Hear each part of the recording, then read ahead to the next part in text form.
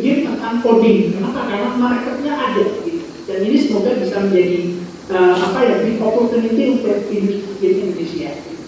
Untuk leverage capital lebih tinggi lagi. Oke, next. Join the club. Jadi kalau teman-teman ingin kemudian nanti setelah selesai masa studi kemudian pengen terjun ke industri board game, jadi sebenarnya di industri board game itu ada banyak sekali pilihan profesi, ada banyak sekali pilihan profesi. Jadi board game itu ada yang namanya perancang permainan atau perancang board game. Itu tugasnya adalah bikin mekanik cara bermain, itu namanya perancang permainan. Kemudian ada yang namanya game developer, itu pengembang game. Itu biasanya adalah orang yang tahu taste-nya, tahu selera, oh ini game ini apik. Atau biasanya di industri game luar biasanya sebagai game editor.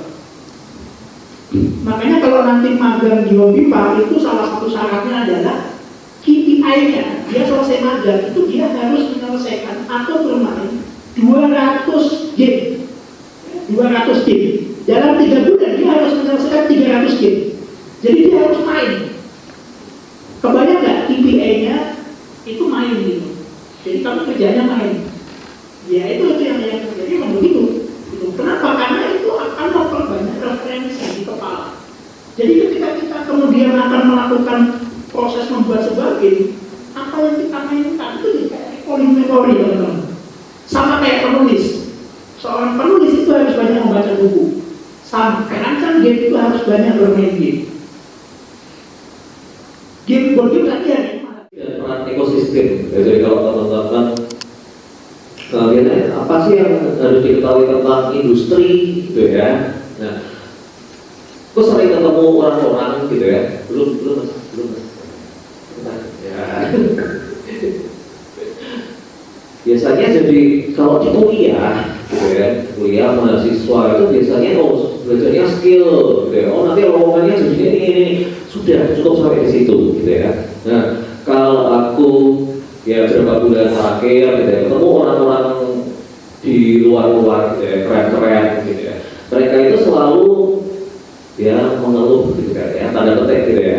Jadi kadang-kadang sarjana S1 itu nggak tahu lingkungan kerjanya itu kayak apa, dan itu buat jadi ada yang nggak betah. Ternyata setelah masuk jurusan ini kok kayak gini, kok toksik sih gitu ya. Kok kayak gini sih. Nah kadang-kadang itu jadi membuat jadi suasana kerja itu jadi nggak seru gitu ya. Jadi banyaknya pindah-pindah, sebentar pindah-pindah nggak betah, terakhir SK Jubu gitu ya. Dan itu pun ternyata masih nggak betah lagi gitu. Ternyata jual SK Jubu itu kayak gini, nggak betah lagi, pindah gitu kan. Oli, ester oli gitu ya.